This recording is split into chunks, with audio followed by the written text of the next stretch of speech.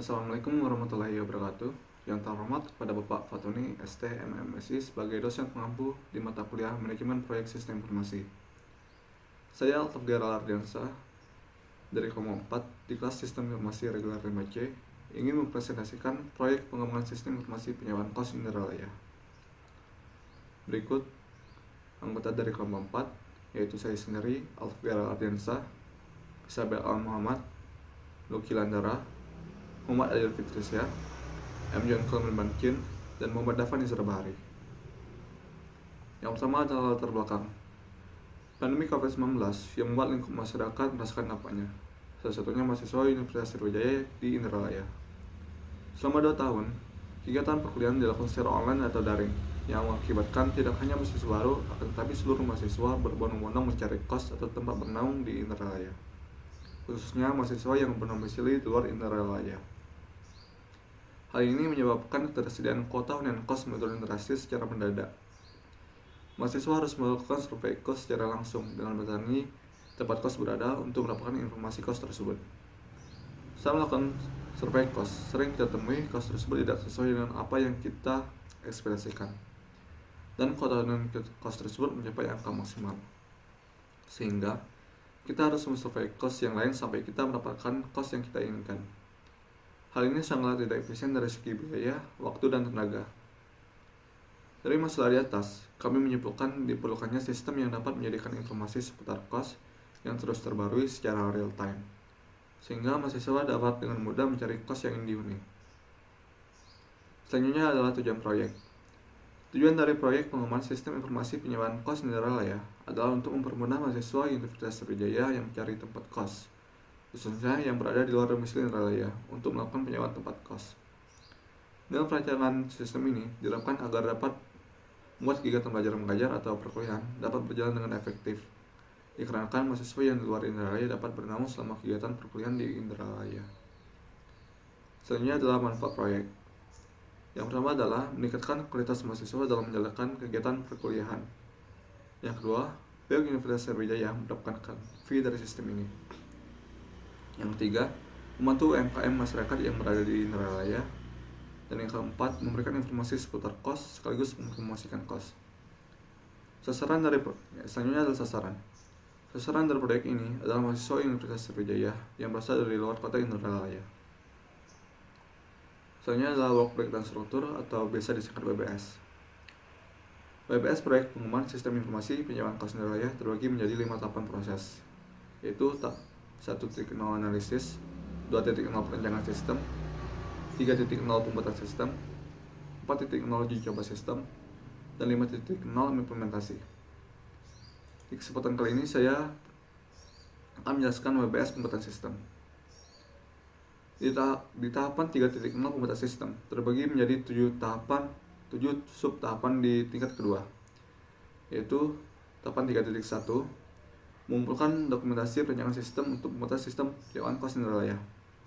Di tahapan 3.1 ini terbagi lagi menjadi satu subproses di tingkatan ketiga, yaitu tahapan 3.1.1 mempelajari dan memahami hasil dari perencanaan sistem penyewaan kos Indralaya yang dilakukan oleh manajer project, UI designer, programmer, database engineer, dan sistem integrator.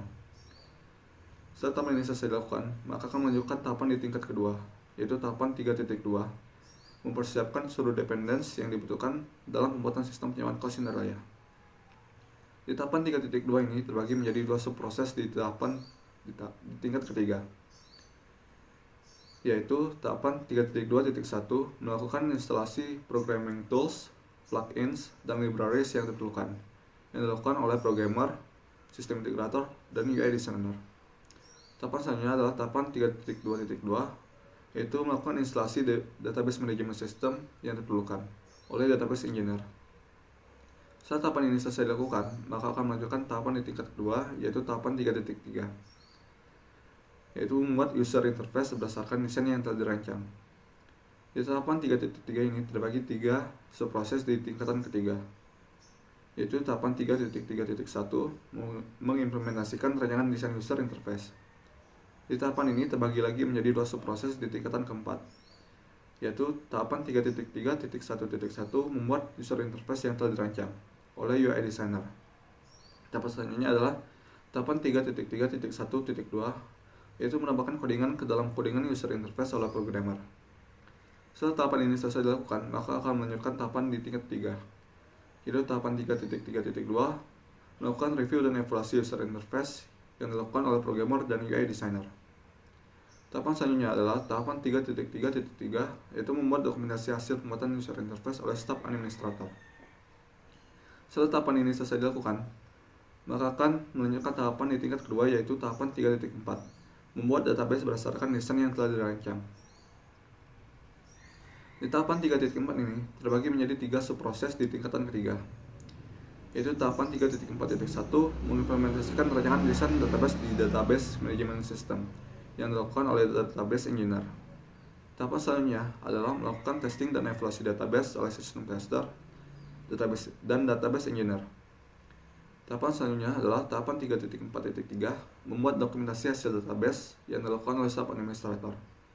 Setelah tahapan ini selesai dilakukan, maka akan melanjutkan tahapan di tingkatan kedua, yaitu tahapan 3.5, membuat codingan proses sistem berdasarkan desain yang telah dirancang. Di tahapan ini terbagi menjadi 3 subproses di tingkatan ketiga, yaitu tahapan 3.5.1 mengimplementasikan rancangan logika proses sistem penyewaan kos inner layer ke dalam bentuk codingan yang dilakukan oleh programmer. Tahapan selanjutnya adalah tahapan 3.5.2, yaitu melakukan testing dan evaluasi kode logika proses sistem penyewaan kos inner layer yang dilakukan oleh programmer dan sistem tester. Tahapan selanjutnya adalah tahapan 3.5.3, yaitu membuat dokumentasi hasil pembuatan kode logika proses sistem penyewaan kos inner layer yang dilakukan oleh staf administrator. Maka setelah tahapan ini diselesaikan, maka tahapan selanjutnya adalah melanjutkan tahapan di tingkat kedua, yaitu tahapan 3.6, melakukan integrasi sistem secara keseluruhan. Tahapan 3.6 ini terbagi menjadi 3 subproses di tingkatan ketiga, yaitu tahapan 3.6.1 melakukan integrasi user interface, database, dan logika proses sistem penyewaan kos inner layer yang dilakukan oleh sistem integrator. Tahapan selanjutnya adalah tahapan 3.6.2, yaitu melakukan testing dan evaluasi integrasi sistem penyewaan kos inner layer yang dilakukan oleh programmer, database engineer, UI designer, sistem integrator, dan sistem tester.